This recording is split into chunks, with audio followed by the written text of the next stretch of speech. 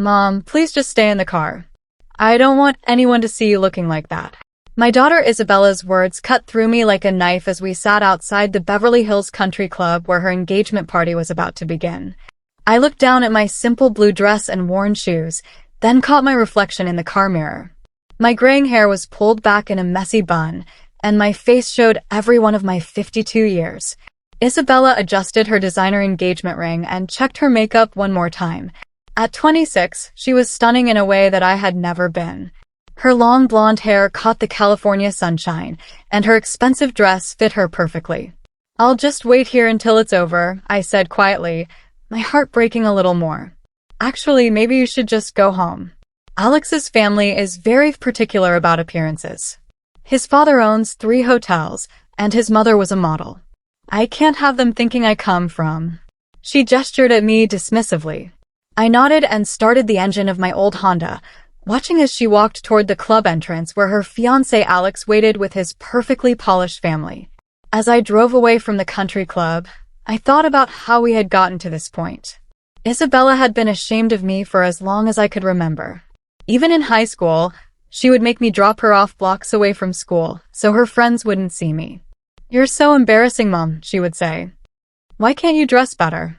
Why can't you fix your hair? Why can't you just try to look normal? I had tried to explain that money was tight, that I was working 2 jobs just to keep us afloat after her father left when she was 8. But Isabella never seemed to understand. She only saw what I looked like, not how hard I worked to give her everything she wanted. After high school, she had demanded to go to an expensive private college. Everyone else is going somewhere good, she had argued. I can't be the only one stuck at community college. Somehow, I had found a way to make it happen. I took out loans, worked extra shifts, and secretly used my growing investment portfolio that I had been building since she was born. Isabella never asked how. She just assumed it was normal for her to have the best of everything while I struggled to keep our small apartment. The next morning, I sat in my tiny office at Benson Electronics, the small company where I worked as a bookkeeper.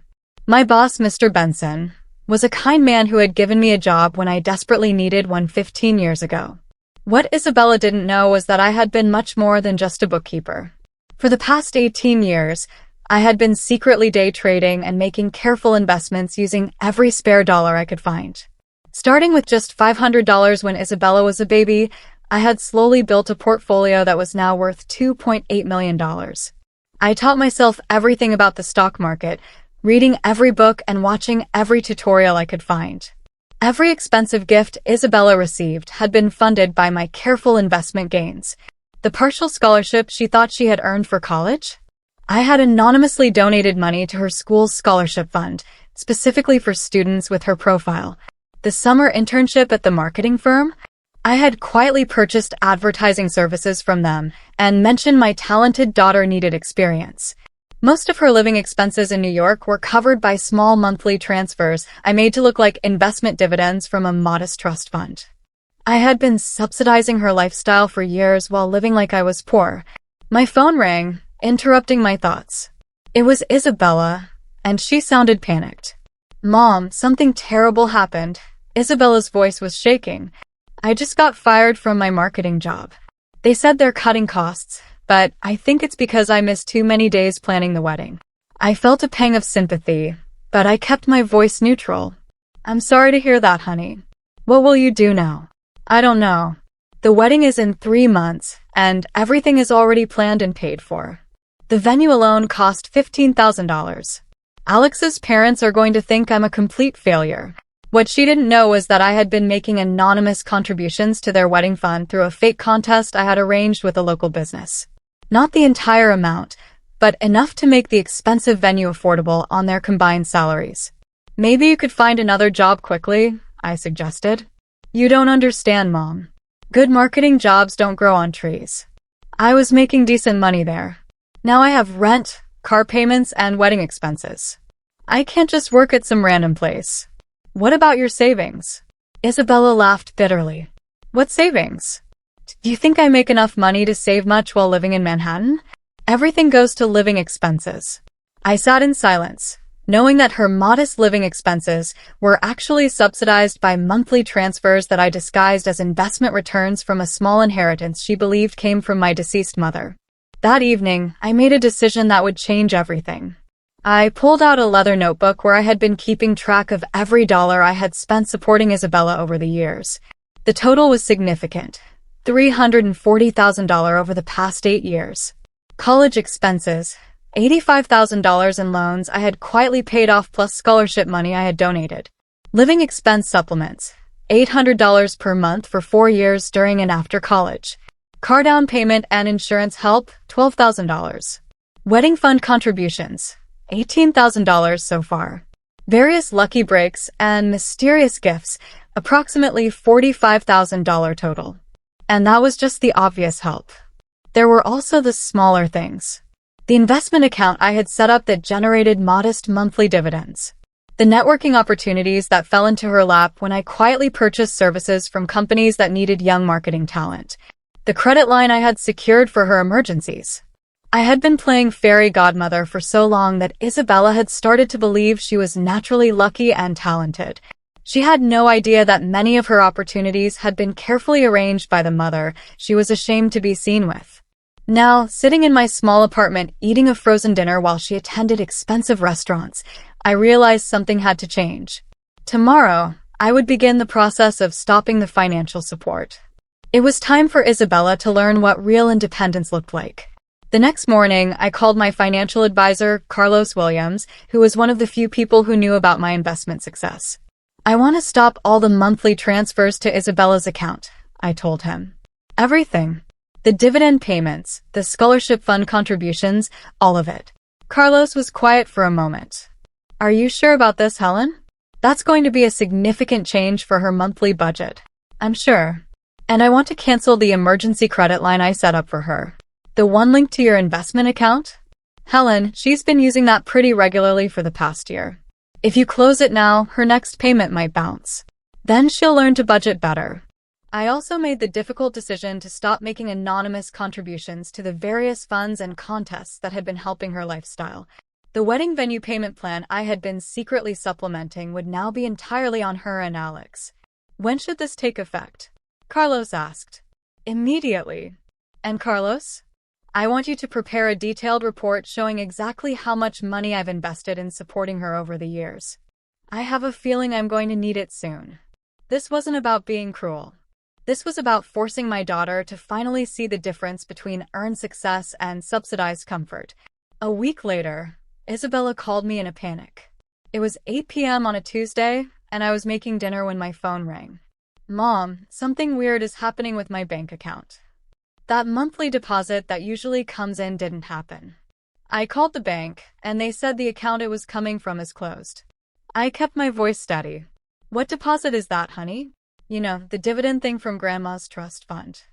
It's always been $800 on the 10th of every month.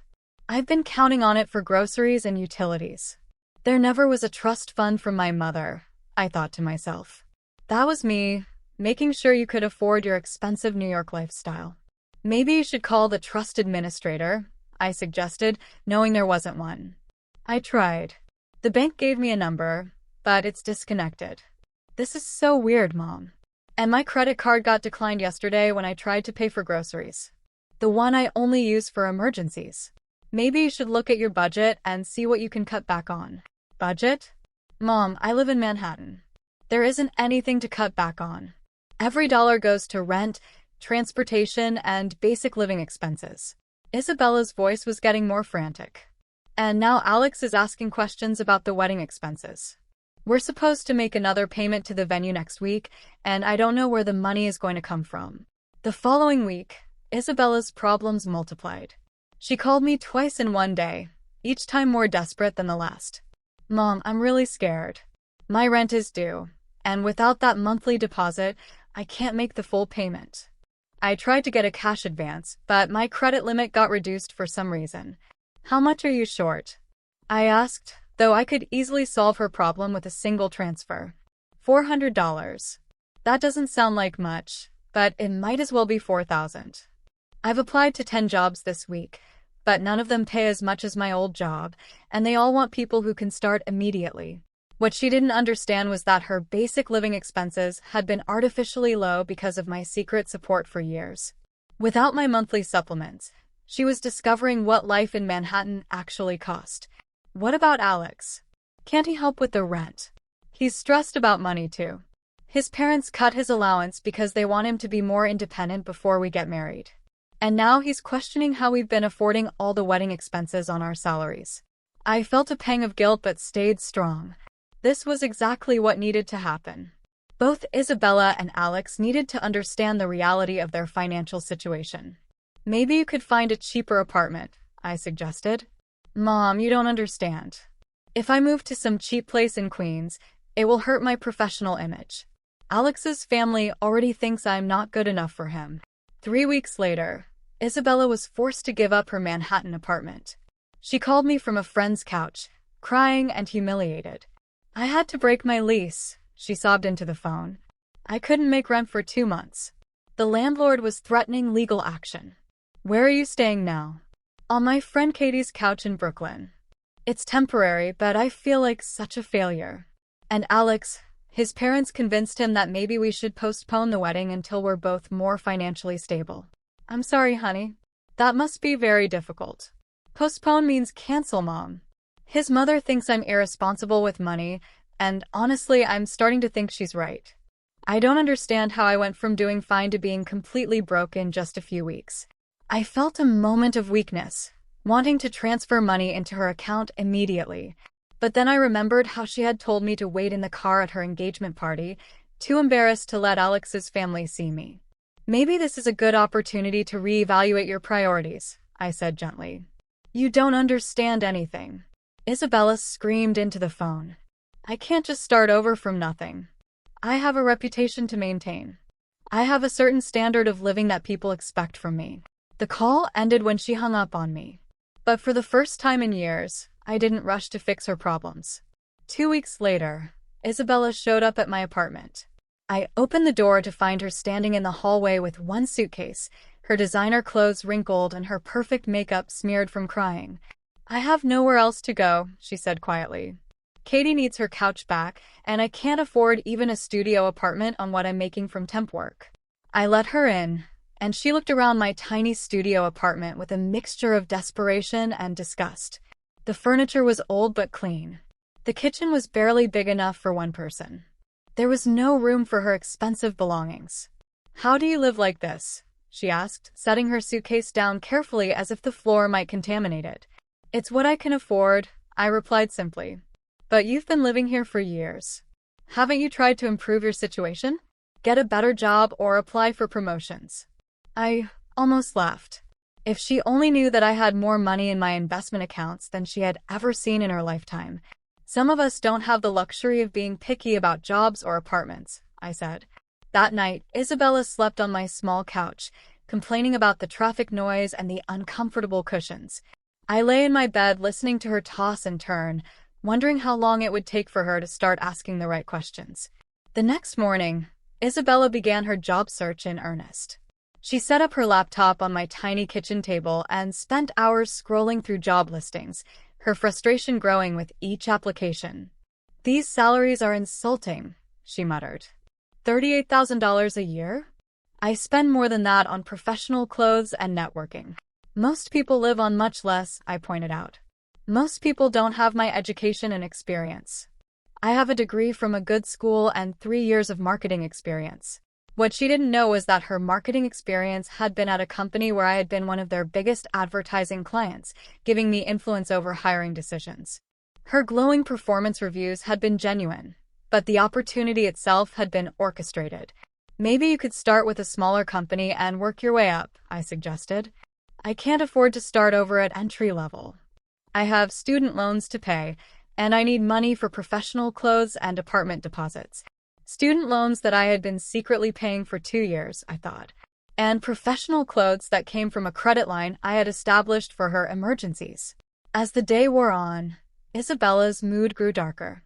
By evening, she was throwing things and screaming about how unfair life was. This is all Alex's fault, she declared.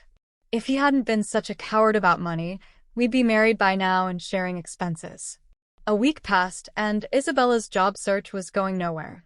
The entry-level positions she qualified for paid too little for independent living in Los Angeles, and the higher-paying jobs required more actual experience than she possessed.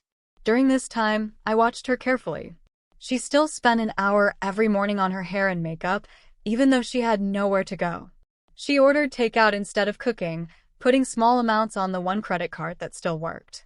"Isabella," I said one evening as we ate Chinese food from inexpensive containers, "have you ever thought about what you actually want to do with your life?" "What do you mean?" "I mean, what makes you happy? What are you passionate about besides shopping and social status?" She looked at me as if I had spoken in a foreign language. "I want to be successful. I want to have nice things and live in a good neighborhood and marry someone with prospects. But what do you want to contribute to the world? What kind of work would make you feel fulfilled?" Fulfilled. She laughed bitterly. "Mom, you really don't understand how the world works. People work to make money so they can afford the life they want. Look at you, you've worked your whole life, and what do you have to show for it? This tiny apartment and a 10-year-old car." Her words stung because she had no idea how wrong she was. But I was beginning to understand that she genuinely believed success was only about appearances and spending power. 2 weeks into Isabella's stay, something unexpected happened. She started noticing inconsistencies in her financial history that she had never questioned before. "Mom, I've been looking through my old bank statements, trying to figure out where I went wrong with money," she said one evening. "And I found some weird things." My heart started beating faster. "What kind of things?" "Like, I got this partial scholarship for college that I never actually applied for. The letter said I was selected based on my profile, but I don't remember submitting anything for it. I kept my expression neutral. Maybe your school automatically considered you based on your grades. And there was this contest I apparently won right before I graduated. $5,000 for outstanding student achievement. But I don't remember entering any contest." Isabella pulled out a folder of papers she had been organizing. Plus all these monthly deposits that I thought were from some investment grandma left me. "But I called the bank today, and they said the account information I had was fake." "Maybe there was some kind of clerical error," I suggested weakly. "That's what I thought at first. But then I started adding things up. All the lucky breaks, the mysterious money that appeared whenever I needed it, the opportunities that fell into my lap." She looked at me suspiciously. "Mom, do you know anything about this?" I felt my secret slipping away, but I wasn't ready to reveal everything yet.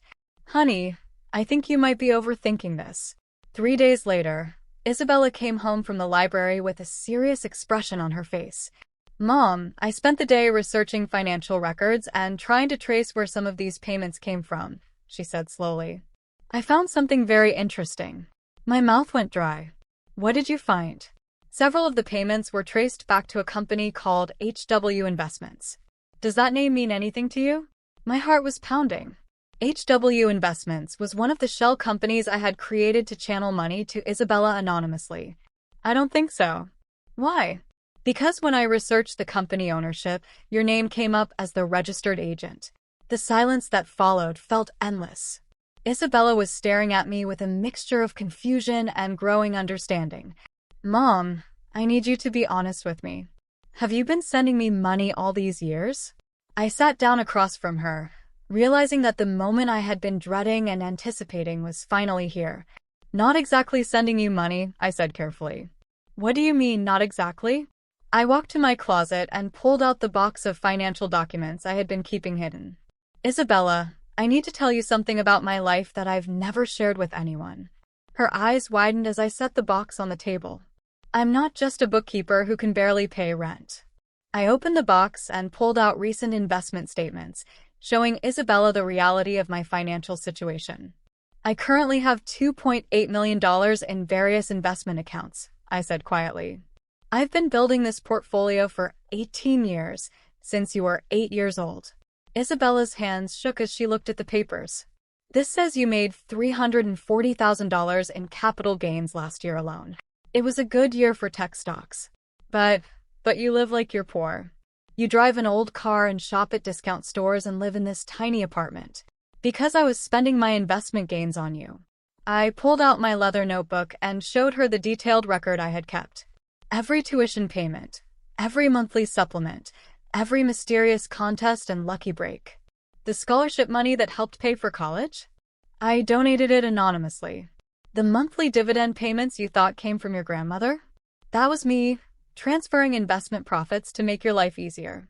Isabella's face went through a series of emotions: confusion, disbelief, anger, and finally, devastating realization. You've been lying to me my entire life. I've been protecting you and helping you succeed.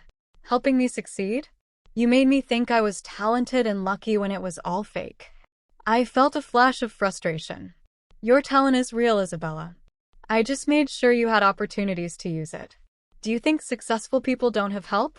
Alex's family money, his connections, his expensive education. None of that was his own doing either. Isabella stood up suddenly, the financial papers scattering to the floor. But I didn't know. I thought I was making it on my own. And how did that make you feel? Proud. Accomplished. Independent. Then why does it matter how the opportunities came to you? You still had to perform well at your job. You still had to earn your grades. You still had to build relationships and prove yourself. Isabella started pacing, her hands clenched into fists. Because I've been acting like I was better than you. I was ashamed of how you looked and where you lived, and all this time you were supporting your lifestyle while living modestly myself, I finished. Why didn't you tell me? Why did you let me think you were just a struggling single mother? I looked at my daughter, beautiful and furious and completely lost. Because I wanted you to love me for who I am, not what I can provide. I wanted to see if you would treat me with respect and kindness when you thought I had nothing to offer you. And I failed that test, didn't I? The pain in her voice was heartbreaking, but I had to be honest. Yes, sweetheart. You did. Isabella sank back onto the couch, her head in her hands. I'm a horrible person. No, you're not. You're just young and confused about what really matters in life. I told you to wait in the car at my engagement party because I was embarrassed of how you looked, Isabella said, tears streaming down her face. I called you an embarrassment to your face. I remember. And all this time, you were paying for everything.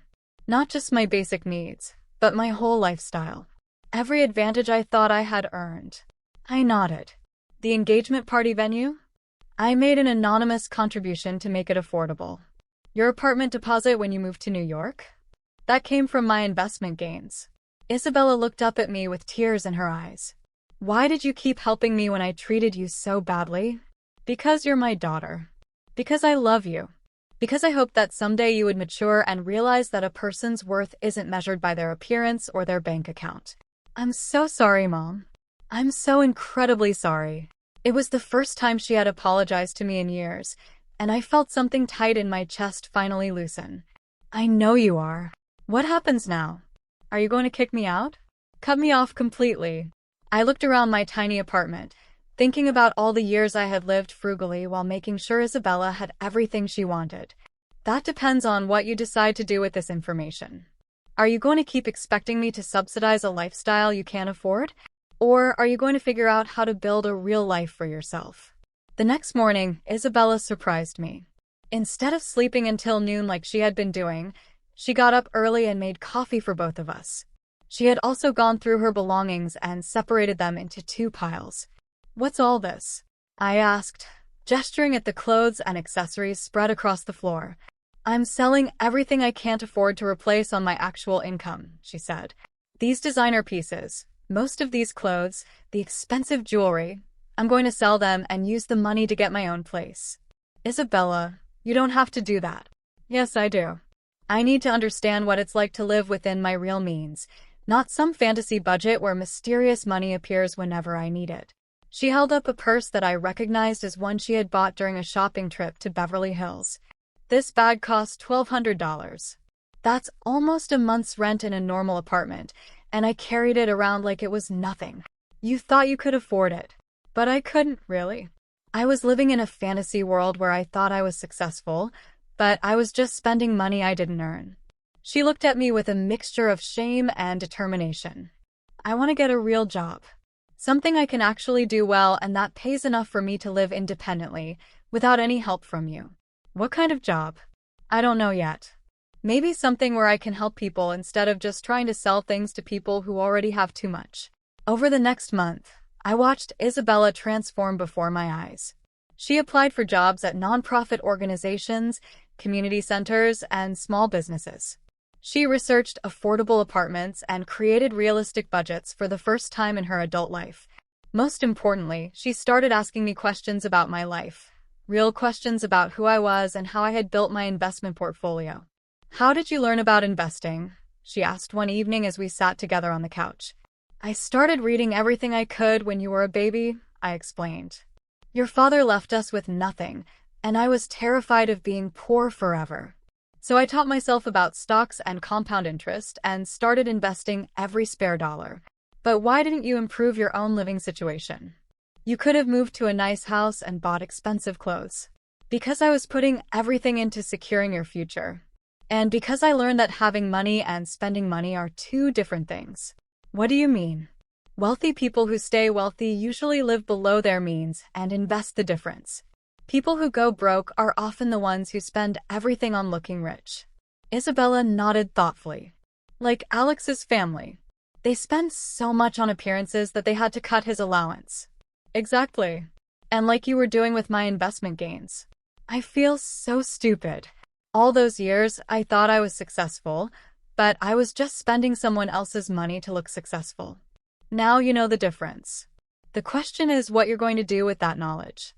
6 weeks later, Isabella got a job offer from a nonprofit organization that helped low-income families with financial literacy.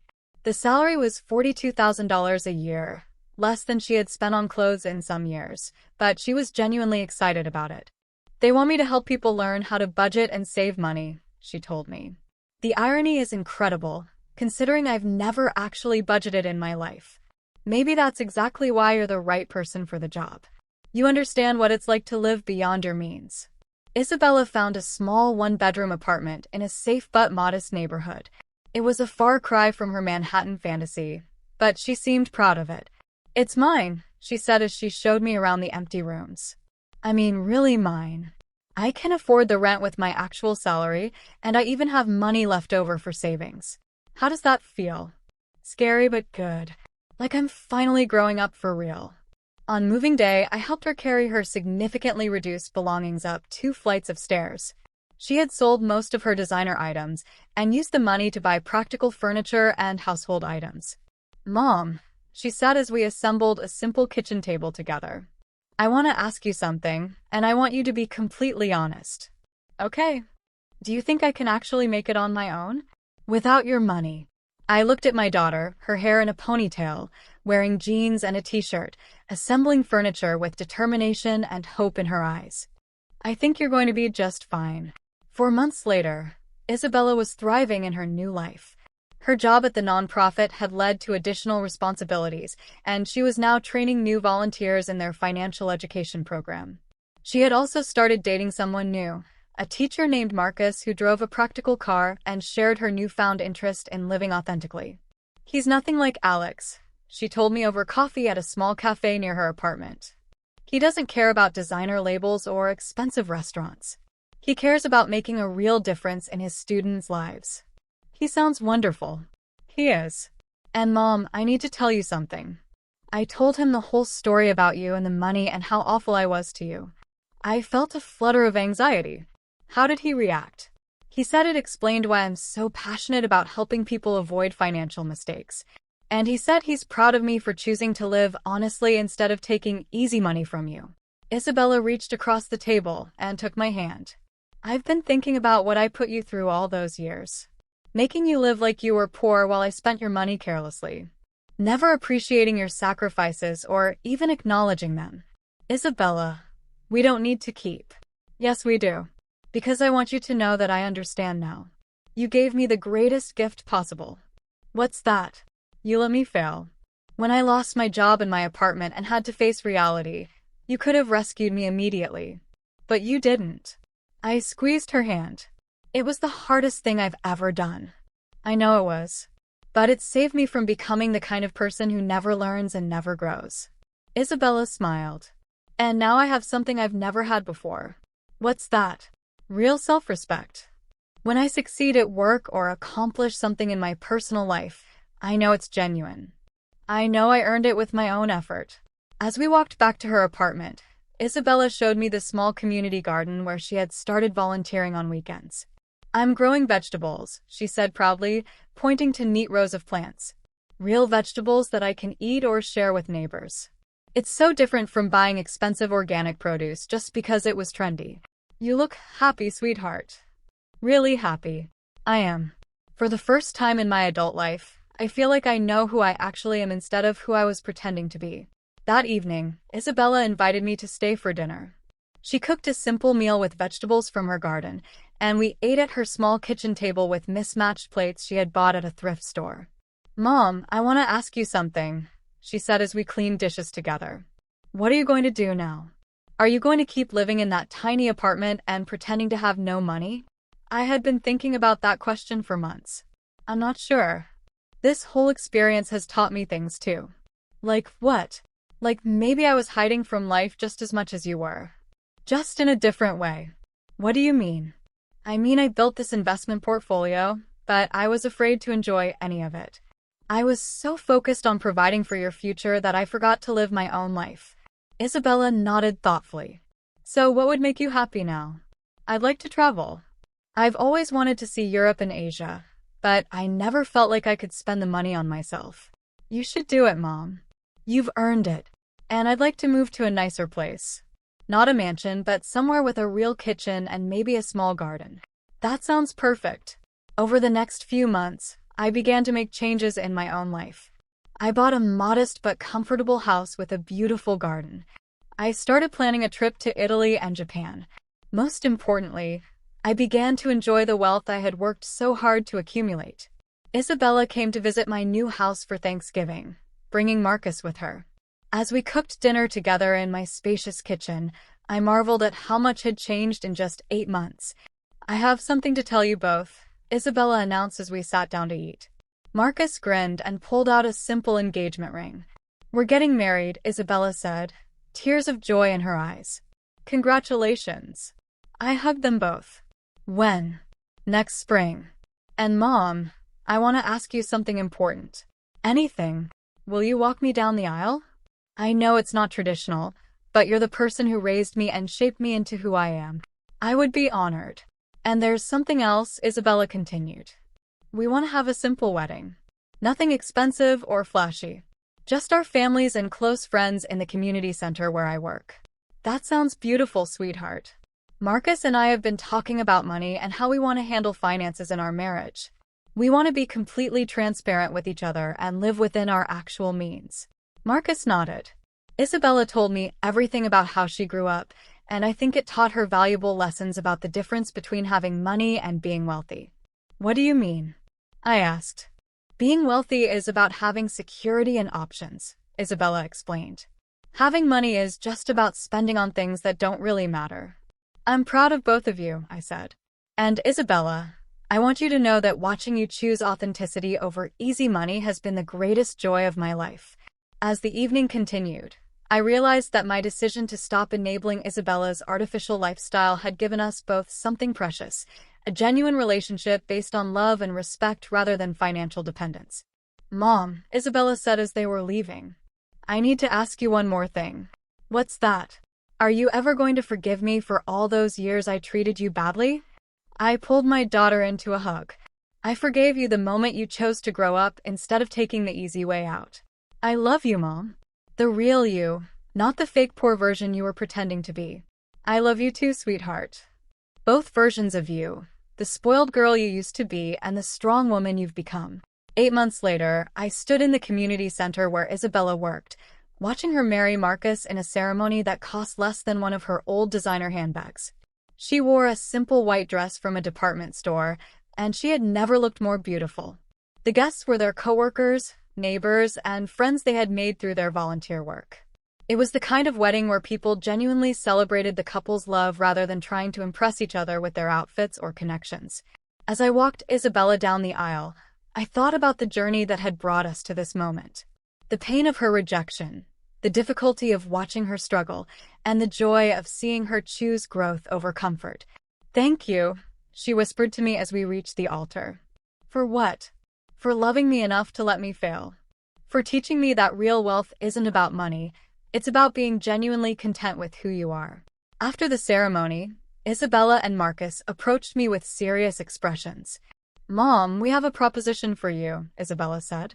"We want to expand the financial literacy program at the nonprofit," Marcus explained. "We want to help young people avoid the mistakes Isabella made, living beyond their means, and confusing spending power with success."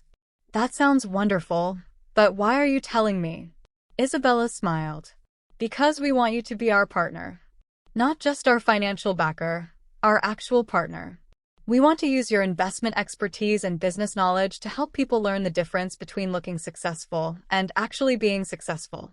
I felt tears in my eyes as I realized that my daughter was offering me the chance to use my wealth for something meaningful, something we could build together. "I would love that," I said. As the celebration continued around us, I reflected on the strange journey that had brought me from being an embarrassment my daughter wanted to hide to being a partner she was proud to work with. Sometimes the greatest gift you can give someone is refusing to rescue them from the consequences of their choices. And sometimes the best revenge is simply letting someone discover who you really are.